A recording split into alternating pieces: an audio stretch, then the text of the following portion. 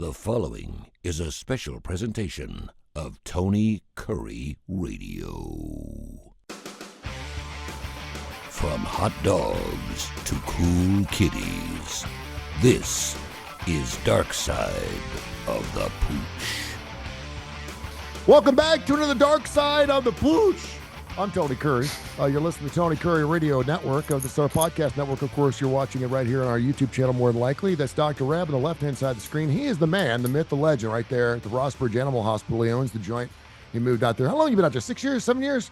7.5. 7.5 years. 8 February. I can't stinking believe it. Happy anniversary a little early. That's great. That's crazy, isn't it? Isn't that nuts? Yeah, man.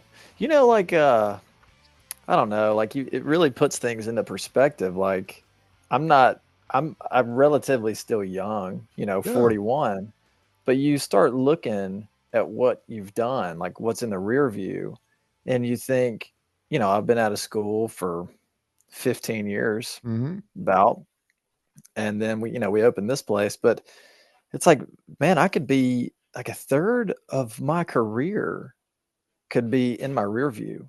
Oh my gosh, dude. I feel you. And I'm going to tell you this because I love you and I'm your friend, but embrace it, love it, take it, everything you can, because I don't remember my 40s. My 40s were just a blur. It went by so quick. I'm 58. And of course I went to a back specialist this morning. I'm gonna have to go have back surgery. I just got my shoulder done. And I did that because, 2/3 of my life is over, and, God willing, because of my son and stuff, I hope I'm around another 40 years. I hope to make it to 100. But I'm like, if I don't do it now, if I don't get surgery in my back now, I'm never going to get done. And I'm not getting surgery in my back when I'm 70, No. But I mean, I don't know about you, but see, you're still 41, but I've got a lot of friends that have already died, and some of them shouldn't have, some of them just, weren't paying attention, but it puts things in perspective pretty doggone quick, man. It really does. Because my daughter's like, when I'm 25 and I'm thinking I'm going to be 71 years old.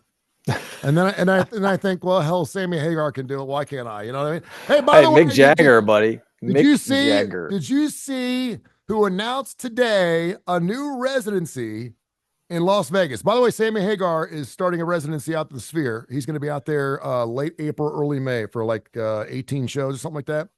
But guess who's starting a new residency? I couldn't believe. I was like, really?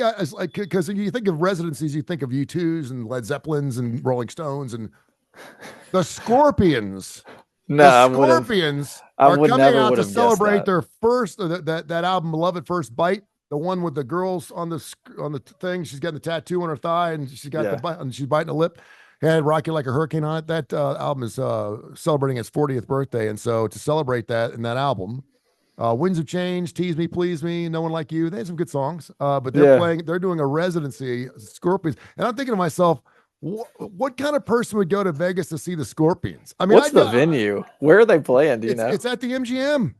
It's where I mean, it's a nice place. I mean, it's not it's where everyone plays. I've been there, but I mean, everyone's doing the venue stuff, and I mean, Celine Dion, Elton John, Rod Stewart, everyone's done it. I mean, it's cool. I'm getting to the point now where just think about if you lived out there. I wouldn't move out there just for concerts. If I was, free flying and had no children and all the money in the world, it'd be worth to move out to Vegas just to stay out there and watch the concerts.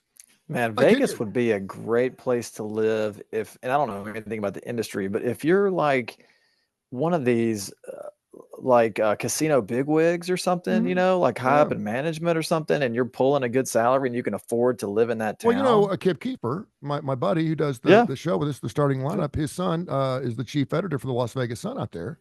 He's been out there for 8 years, and he lives 4 miles from the strip. And it'd be a great place to live. He's killing it. And his job is to write for the Las Vegas Sun, but his job is a professional gambler, and that's what he all day long. He looks at numbers. We do a show called K4 Wins that you can hear right here on Tony Curry Radio, and go to k4wins.com and you can check out our plays. We're hitting like 68% on the year. We're killing it.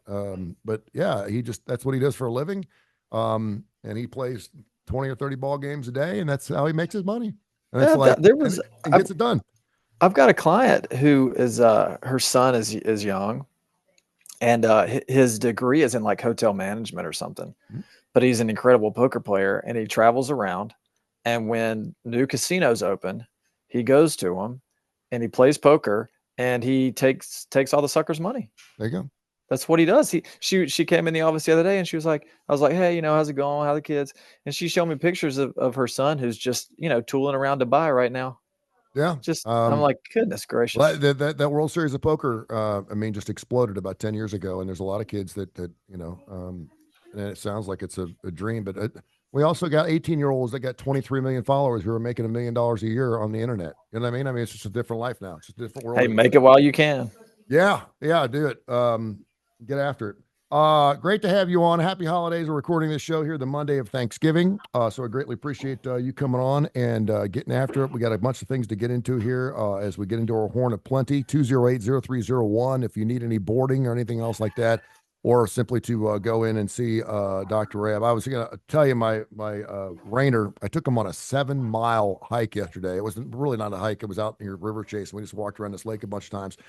And he's got something going on with his left paw. I was going to bring him in. He keeps licking it, but he's not limping on it anymore. But I don't know. He just keeps licking it to the point where you can see his toes and stuff. So I was more likely going to see you. But while I was there, there was a man walking 2 dogs, a husky and another terrier. The other terrier was not on a leash, but the husky was. And I know firsthand that when I used to have Frisco and Rainer, that they would fight. When they were together, they would fight anything that got near them. I don't know if they were alpha dogging each other or looking after each other, whatever. But whenever Rainer's alone, he doesn't fight anything. He's always wagging his tail. But it's got to be dog on dog. Now I see 2 dogs come up to me. I'm like, okay, here we go. So the dog without the leash come running right up to Rainer and got down there and put his paws down and started shaking his ass in the sky. And he was barking and stuff. And Rainer was like, what's going on here? And so they started sniffing each other and they were fine. And not 5 seconds later, man, it was all out blood. It was just going after each other's throat. Speaking of going after each other's throat, who do we have? Where we got a special guest here on the show here? There he is. Man, he looks bigger. He's getting bigger. Is he bigger? He's got a little bigger. He got a little big. You got a little bigger. Oh, what's he got? Is he eating? Did he just have a snack? Yeah, it's a. Oh, he's got it in his hand. Yeah. Look. If you're real quiet, you can hear it. Hold on.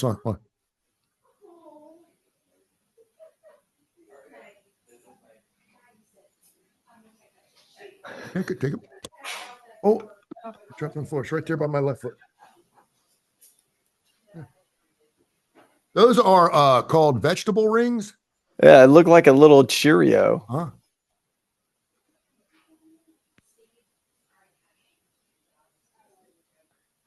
Yeah, the little vegetable rings, and man, you're not supposed to give him more than 4 a day, but they're super healthy for him. He loves them, vegetable rings and raisins. Coolest pet, I'm telling you, man. That's why he's big, because you instead of giving him 4 a day, you probably give him 30. I probably do. He is just, I mean, he is the coolest thing. I want to get him out and play with him more, but I'm afraid he'll run and my dog will kill him.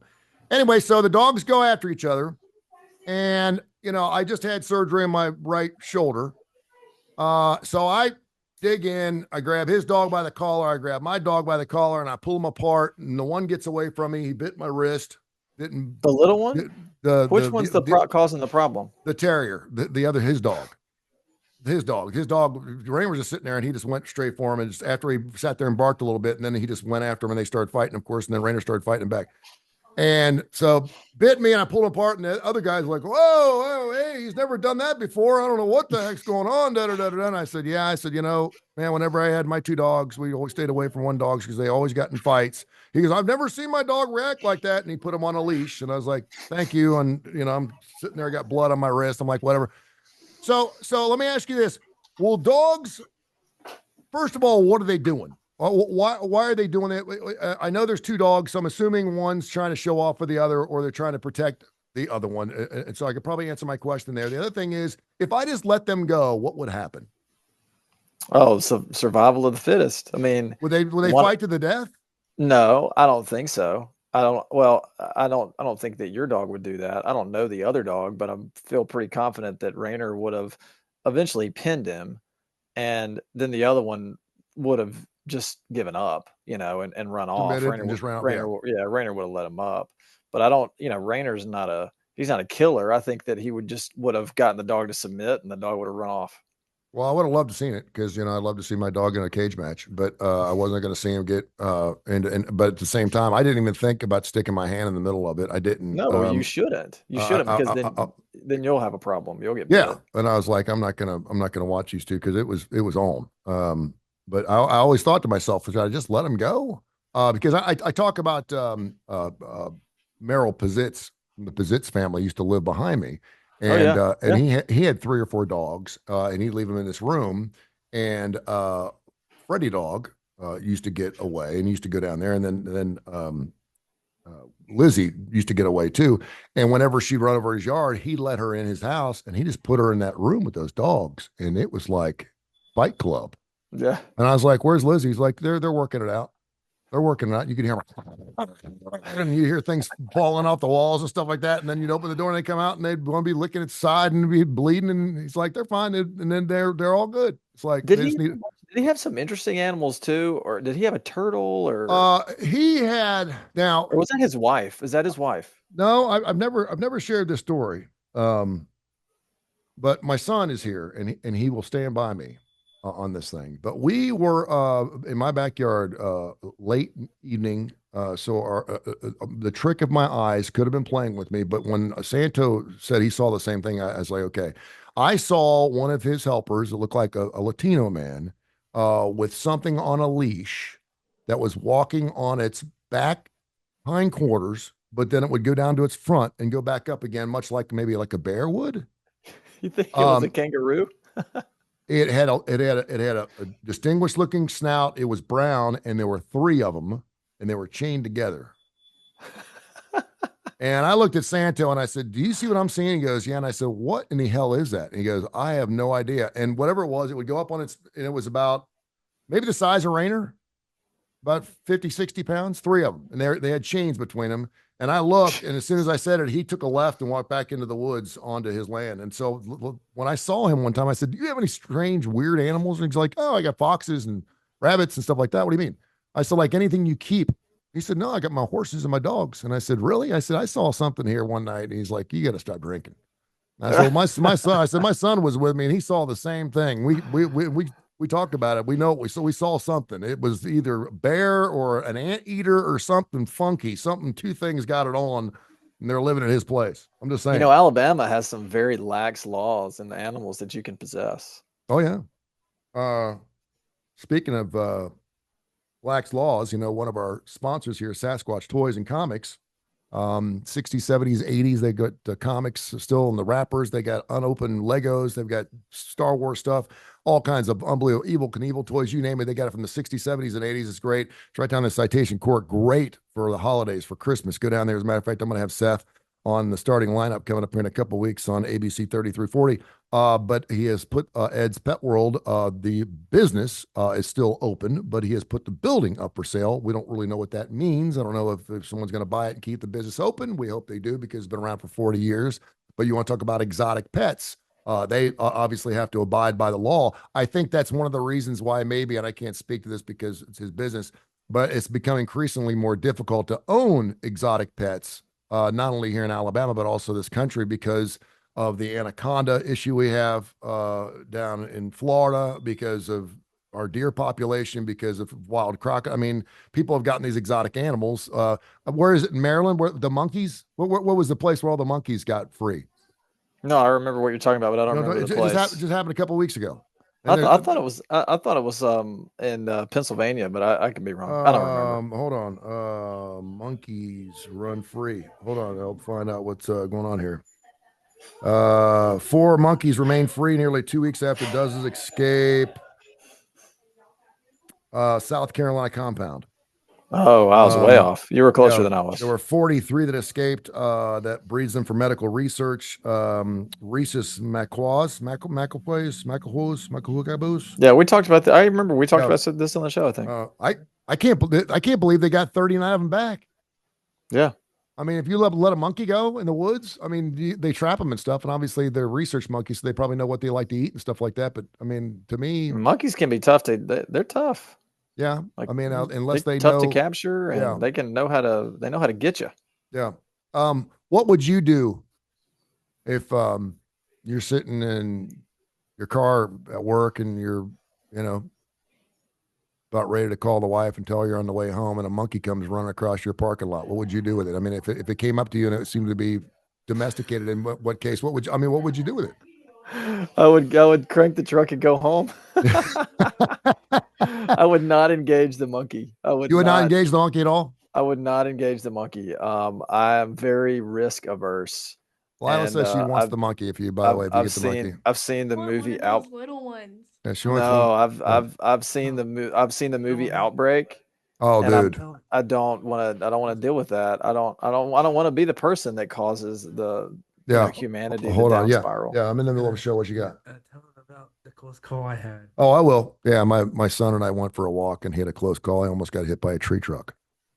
What? Yeah, a tree truck was coming down the street and they almost went head to head. He's a train, so he thinks that him and a tree truck will actually, he thinks he can pin it down, but I'm like, not so much. So yeah, I saw that movie too. A lot of people say it was one of the worst movies. I thought it was one of the best movies. I love that movie. I thought Rene Russo was killer in it, and they had some big stars in it, Morgan Freeman and Dustin Hoffman and stuff. Yeah. But yeah, the scene where the kid's getting off the airplane and he looks like hell, and they're kissing and he's got secretions coming. I'm like, dude, I don't care how long it's been since I've seen somebody. If my girlfriend got off a plane and looked like that, I'd go, hey, let's go take a shower first before we start this relationship again. Because that dude's eyes were bleeding and stuff. Yeah. Nothing good is going to come from me chasing a monkey around a parking lot after hours. Yeah. But I also don't. Well, but that can be a euphemism as well. Yeah, that's true. But I mean, it would be interesting to know where it came from. I mean, it could be one of these South Carolina monkeys. It's been a couple of weeks. They could probably travel. I don't know. Been monkeying around. Let me ask you this: what do you think would be easier to live in the wild, a monkey or a cat? I think a cat. I think. Well, okay. Whatever's born in the wilderness is going to have the advantage. So if the cat is born a feral wild cat, then I put it up against a monkey that has been in a enclosure, in a zoo or in a research facility. Yeah. I give the edge to the wild cat. But whatever, like if it's a house cat versus a monkey that was, born in the wild, then I give the edge to the monkey. Okay. All things being equal. Yeah. All things being equal, either you have captive versus captive or wild versus wild. I'm gonna go monkey. Can you own a monkey in the state of Alabama? Yeah, you can. Okay. Yeah, you have to have permit, but you can have one. You have a very monkey Christmas. That's a curious George Christmas. Thank you, very monkey Christmas. All right, 208-0301, 208-0301, Rossbridge Animal Hospital. He is Dr. Rab Stewart. We do the show called Darkside the Pooch every single week. And of course, I got some emails I want to get into, info@TonyCurryRadio.net. And we'll get into those in just a few minutes. What's been going on at your pad? Anything interesting going on? We got Thanksgiving. Oh, man. We had some wild, good stories. Yeah, I want to hear some wild happened today. Okay, good. And we're still not even exactly sure what's going on. But a dog had a foreign body that it ate, ingested. And it was a foreign body. That's what we call it. It swallowed something that it can't pass, swallowed something that it could not pass. And it created, it's what's called a linear foreign body. So things that are like string is something, if it's real heavy, anything thin and malleable, basically, linear foreign body. So those things will get trapped in the stomach. They'll get wadded up and trapped in the stomach, but then the end of it, this will continue to go through the intestines. Okay. Because the body's trying to get rid of it. Sure. But so if you have something that is stationary in the stomach and it has a free end that's being passed out of the stomach, well, what ends up happening is instead of it releasing from the stomach and going out, it stays in the stomach. And when it stretches all the way it can stretch, well, then the intestines start to bunch up on it. So then you get all the intestines kind of plicated together. Oh, wow. And that cuts off blood supply, which is very dangerous. And if it's not resolved fairly quickly, then intestines will be compromised, and they'll start leaking GI fluid into the abdomen, which creates a really bad infection. Mm-hmm. So anyway, we had a dog come in this morning and it had surgery for this exact thing that I'm talking about a week ago. Yeah. But after you do the surgery, it's the body's job to take over, and it's got to heal. The intestines have to heal, the incisions have to heal. Well, so this dog came in, and its incision on his stomach, not on its interior, but on its skin. The incision on its skin had come open a little bit, which happens a lot in animals because they don't know to take it easy, or they're going to lick or scratch or whatever. Yeah. So we thought that it was just, an exterior wound. We'll sedate the dog. We'll close it back up. It'll be fine. But sometimes it's just the tip of the iceberg that you're seeing. And so you get the dog under anesthesia, you open up the incision. Your plan is to kind of clean it up and reclose it. But there were holes in the abdomen that we could see, that none of the incisions had closed well. And again, this could be the dog's fault. And so you have to open the next layer, and then you open the next layer until you're in the abdomen. Yeah. And then there was just massive, like, fibrous scar tissue. So my working theory is that the initial incision that was made at the ER, it just didn't heal right. Yeah. And so now it's leaking fluid out of the intestines, and it's preventing the skin incision from healing. So we open up this dog this morning and we see this. And I mean, it's a train wreck. It's like dismantling a bomb, because you have to get the dead, necrotic fibrous tissue out of there while preserving the GI tract. And this was just a super hairy situation. So we ended up calling, we do surgery here, but sometimes, it's even over what we can do. Is that something you'd be comfortable doing, that surgical procedure? Well, yes and no. So I think to give the dog the best shot, we called a specialist, someone who just does surgeries here in town, board certified surgeon, a veterinary surgeon, of course. And we told him the situation, and we said, hey, look, do you guys have an opening to take care of this today? And they said, yeah, we can, sew it up and send it over. So I called the owner and I said, look, this is much, much more than what we expected we would find. So we can either, continue to blaze a trail and see what we can do here, or I can send you to a specialist. And I think that your best chance is to go there. Now, it's going to come with a very big price tag, and probably a very long hospital stay. But if you can stomach that, no pun intended, then that's in your dog's, that's what we need to do, So they were cool with it. We sewed the dog up, and before it was really awake from the surgery, they were off and going to the specialist. So, wow. Yeah. What is something, because everyone's going to ask me a question. What does something like that run? So the quote that they gave me for a week in the hospital and having the surgery done was between 8,000 and 12,000. Yeah, I was going to say 10. So yeah, that's I mean, it's family pet. I mean, it's it's worth, and obviously when you saw what you had, what would be the prognosis of a situation like that? Pretty relatively good, as long as you got a specialist on it. Well, and I spoke with when I was on the phone, I was speaking to not the surgeon but an ER vet. So someone that she's not doing the surgery, but she takes care of the medical aspect of it. She said probably a coin flip. Really? See, and that's the thing that really surprised me about Frisco dog, because I'd never been. That's the first time my whole life that I've been in a situation where I was going to have to invest a lot of money into an animal that I wasn't quite sure if it was going to make it, and I just felt like I thought animals were like humans, where it was like there was an answer for everything, and that okay, we find out what's wrong with it and we fix it and we're done, and it's just not like that with animals. It's just not. I mean, I don't think it's like that with people either. Yeah, but you know what I mean. I mean, people can be pushed pretty far before. I mean, you can put a person in a coma if you have to. But it's just that's really interesting. Speaking of which, well, okay. Let me to answer your question. Yeah. All right. So with what was going on in this dog, if you had, if it were you, the day after the surgery, you would have had maybe not severe abdominal pain, but you would have had an inkling that something was not right. the day after surgery. Well, this Yeah. dog's a week out. Okay, a week after surgery, and the dog is, yeah, it's eating a little bit less, its energy level is a little bit lower, but the owner has no indication until there's so much leaking on the interior that the exterior incision on the skin is opening up. Wow. And he had no So, idea. so it would never, you would never let it get to that point. You know, a Yeah. human would never let it get to that point. You would wake up and be like, man, I don't feel right. I think I need to go to the ER. I just had surgery yesterday. I need to get this sorted out. Yeah. Well, they would have found it within 12 hours. Yeah. It's a week later, But and we- we're just now but finding you- this. but yeah, And but you that's don't. Yeah. and that's why, like, this has been going on for so long.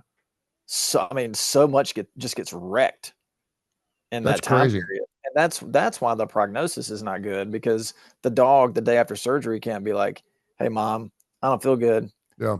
Like, something's not right. Let's go." How old is this dog?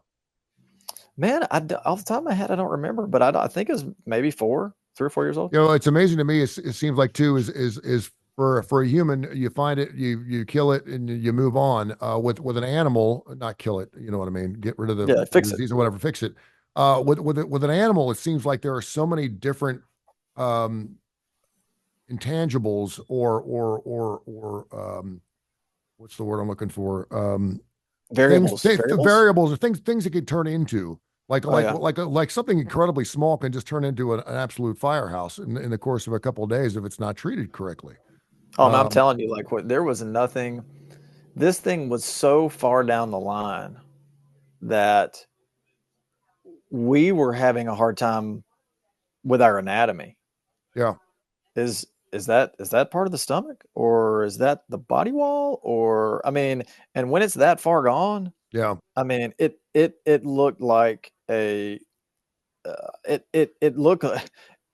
looked like one of the aliens was going to pop out of this dog's stomach. Really. I mean, that's Man. what it looked like in there. That's crazy. Info at TonyCurryRadio.net. Info at TonyCurryRadio.net. We got some emails, 208-0301. Ross Bridge Vet, of course, on Facebook. You can also check it out, Ross Bridge Vet. It's .com, right? .com. I should know this by now. RossBridgeVet.com. Just Google Ross Bridge Animal Hospital. Undergoing an update, which we talked last time, but currently under construction, but still working. All right, great. Couple of questions here. Got an email here from Janice in Northport. She wants to know why some dogs have curly tails and some dogs don't. Oh, it's just anatomy, and stuff that they're like born with. Like anything that has pug in it, or chow, or Akita, stuff like that, they're gonna have a curled tail. So it's just the breed. Huskies get curled tails. Yeah. Sometimes some huskies can have it, but huskies are kind of in that same vein as chows and Akitas. They're in that kind of, they're not the same breed, but they're kind of in the same family. Mm-hmm. So yeah, anything that's related to those dogs or has some of that in them, then you're going to have a curled tail. It's just genetics, just the breed. Okay. I normally don't like dogs with curled tails because I don't like to see their butthole. I just don't. Well, I mean, it's just they not want you to see it. They want you to see it. It's just not something. I mean, it's just not something I need to see, and particularly a female who obviously people don't. Well, they realize that if you don't have your female fixed, they're going to go through heat, and they can get kind of messy, and you can get stuff all over the place. So you are not a Kramer. You are not a Kramer from Seinfeld. Remember that episode? No, I'm not. Yeah. This is from Billy in Birmingham. He wants to know, we just talked about this. Can dogs be in a coma, and I guess, can they be in a coma, or can they be unconscious? Yeah. You mentioned we can put people in comas. Mm-hmm. Well, for dogs that are having uncontrollable seizures, we will put them basically in a coma with anesthesia to try to reset their central neurological system. So uncontrollable seizure after seizure after seizure, we knock them out. And what does a dog do when it has a seizure? Reacts the same way a human does? If they have a full blown seizure, like the kind that you would envision a seizure being, they lay on their side and they get rigid. They kind of foam at the mouth, or they do a lot of kind of chewing or biting. That's scary, I mean, it's kind of what you would imagine a seizure would look like based on what you've seen with people. Yeah. Convulse. Do animals have seizures the same reasons that humans have seizures? Yeah. I mean, they have seizures if their blood glucose gets too low. Can they They be affected by light? Strobe lights? Yeah, they can be affected by lots of different stimuli. We have a dog that only has seizures when it comes into this building, Really? and I've known dogs that only have seizures when they go to the groomer. That's They crazy. can't go to any groomer because every time they go in a grooming facility, it has a seizure. So they have a groomer that comes to the house. Really? That's crazy. Yeah, That's, but toxicities, low blood sugar, brain tumors, epilepsy, yeah. all that stuff causes seizures in And there's dogs. medication for that, I'm assuming? Yes. There you go. Yep. Final thing. It's really not a question. It's more of a thank you. But I went to my neighborhood Publix a couple nights ago. Left Rainer dog in the bathroom for 9 hours on Saturday. I felt horrible. I was supposed to come back in between two meetings. I just got caught up, so I couldn't do it. So I knew he was going to make a mess, and he did. He peed. I feel horrible about it. So I went and bought him a nice bone. It was about that big. It was one of those ones that's wrapped in plastic. You know, they got the they look like little round, like almost pig's feet things, and then they had the big. So I got in the bone, and it had the meat stuffed in the end of it. It looked, it was natural, and I forget, it was like Pete's bones, something or other. I don't know. And then of course they had the ones that were like the size of like Fred Flintstone, like you were talking about. Yeah, that's what I'm talking about. Yeah. So I gave it to him, and of course he wanted nothing to do with it, and so I just left it in the middle of the kitchen floor. And then last night, he was laying on his armoire, and Lila took the bone, and she just laid it there by his nose, and I woke up hearing him just destroying this bone. I mean, he loves it. I mean, he absolutely loves it. He's hid it behind the couch, but he goes back and gets it. And I mean, but he's eating it. I mean, he's going to eat the entire bone, and I'm assuming that's okay. I mean, he's cutting it up into little pieces, and then but he's going to eat the entire bone. Is that okay? Bones are digestible as long as they don't get all tangled up with each other or tangled up with something else he's eaten, like cloth or something. As long as he's not basically filling up his stomach with that, it'd be fine. Okay, because for a dog like him, like a breeder, it's like having a child with ADD. You just want him to chill out. You know, you want to put him in front of a computer for like a half an hour, just chill out. You know, find a happy place. And I wanted to give him something that he could be in a happy place, because he's constantly getting up and looking around and snooping around and trying to gauge the room and everything else. I'm like, dude, just chill out, because he's always looking for something to chase. This bone has chilled him out. He sat there for an hour and a half last night chewing that bone. He couldn't have been happier. It was great. What do you think it was that he wanted it to come from Lila? I don't know. I don't know. I don't, you know, I mean, I know he refuses your gift. He wants it to come from somewhere else. They're not, I mean, the bones are natural. They got, I mean, it's not something you want to leave lying around the house, because I mean, it'll destroy carpet. I mean, they're kind of nasty. I don't really care, but yeah, but he loves it. And it's heavy enough that he has a kind of hard time picking it up, but he puts his two paws on it, man. He just gets after it, and it's a workout, man. Yeah. And I think it's probably good for his teeth. Well, it's not. If he breaks his teeth, it's not good for him. But we established that you got to give the dog a bone every now and then, make it feel good. Giving the dog a bone. Maybe I'll play some AC/DC. Giving the dog a bone before we go. All right, man. Tell people how they can find. Yeah, really. Rock you like a hurricane. Where can people find you? You can call us 208-0301. You can see our recently refreshed and currently refreshing website, Rossbridge. RossBridgeVet.com, or you can find us on Facebook. Okay, awesome. Thank you so much. Happy Thanksgiving. I'm grateful and blessed to have you in my life. I appreciate you. Right back at you, boss. Talk to you soon, man. All right, buddy. See you.